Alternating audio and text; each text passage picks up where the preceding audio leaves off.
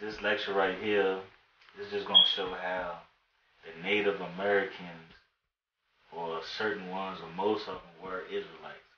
All right, and this let's get to some evidence. All right, right here, this is called the Lost Lunar Stone. Okay, it says this is the Hebrew and Paleo. Well, I'm gonna let people go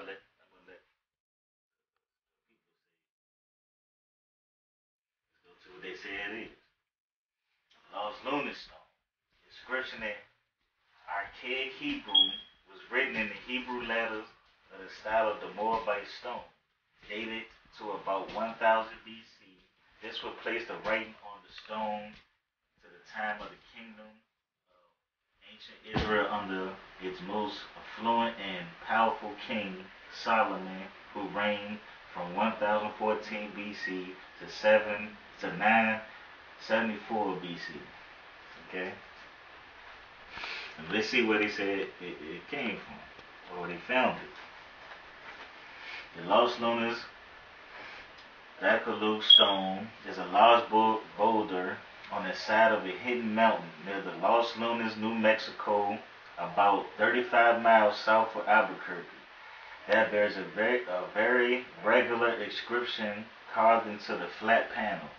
The stone is also known as the Los Lunas Mystery Stone or the Commandment Rock.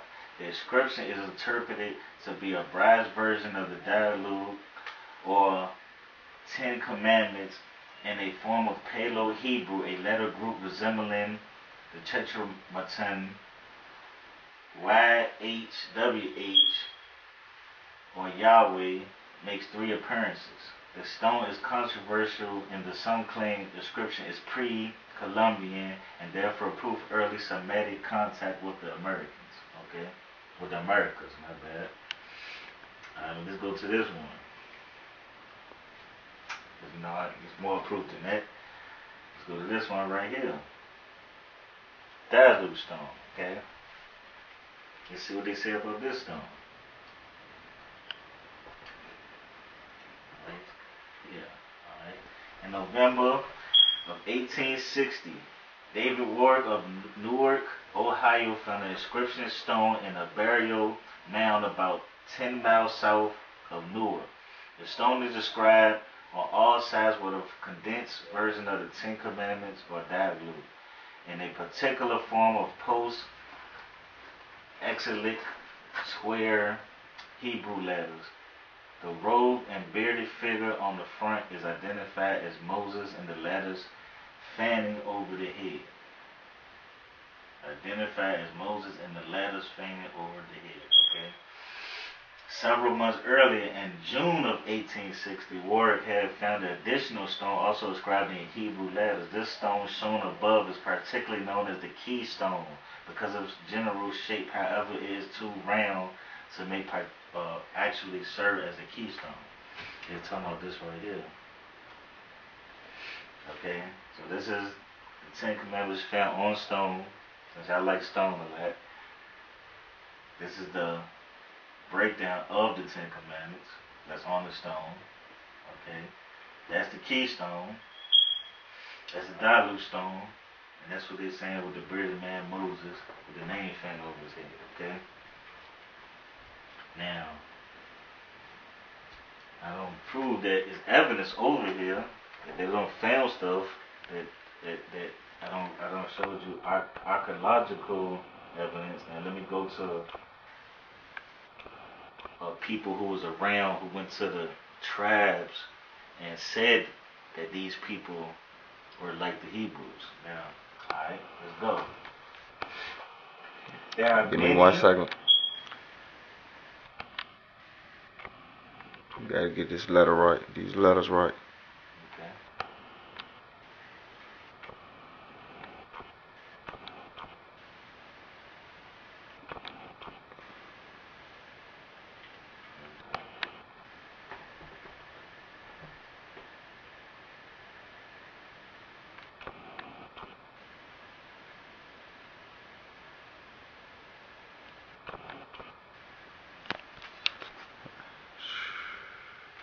I'm gonna have to cut this out in like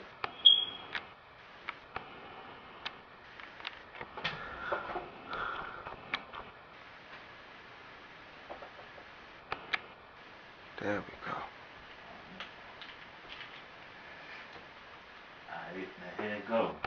There are many Native American Indian customs that confirm the fact they are Hebrew origins. Many of those customs and linguistic evidence were noticed and recorded by the first Europeans who had contact with the various Indian tribes. Congressman, A View of the Hebrews by Ethan Smith and American Antiquities by Joshua Priest. The old custom of the American Indian people included many rituals that were the same or particularly modified from the equivalent Hebrew observances of law. So what the laws is, alright. Each Indian tribe displayed customs. Some customs or traditions that are differently Hebrew in character. Examples include circumcision in some tribes, ritual purification after touching a dead body, laws of the unclean meats. Many Indian tribes follow the dietary laws. Cities of the refuge, to which a person who accidentally had committed a felony could flee for safety from retribution. The Levirate marriages, the obligation of a brother to raise up the seed to a deceased brother who left a childless widow. Laws of Nadab, separation for ministrating women, ritual purification,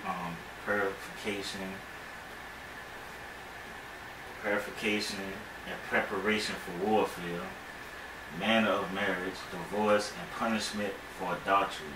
There are lunar-based calendar, many animal sacrifices, and many others.